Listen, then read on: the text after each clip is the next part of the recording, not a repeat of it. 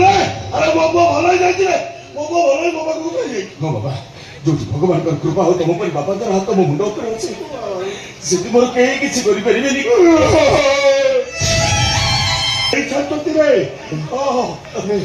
ଏ ପୁଅ ସାରା ଜୀବନ ଯେତେ ପାପ କରିଛି ପାପର କେବେ ବି ପ୍ରାଶ୍ଚିତ ନାହିଁ।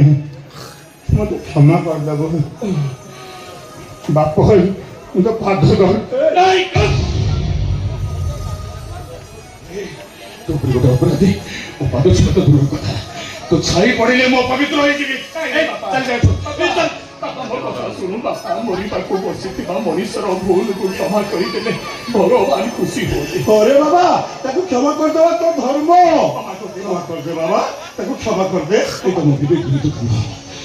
ମୋ ବାବା ସେତେବେଳେ କହୁଛନ୍ତି ମୁଁ ତମକୁ କ୍ଷମା କରିଦେବି କ୍ଷମା କରିଦେବି ତମକୁ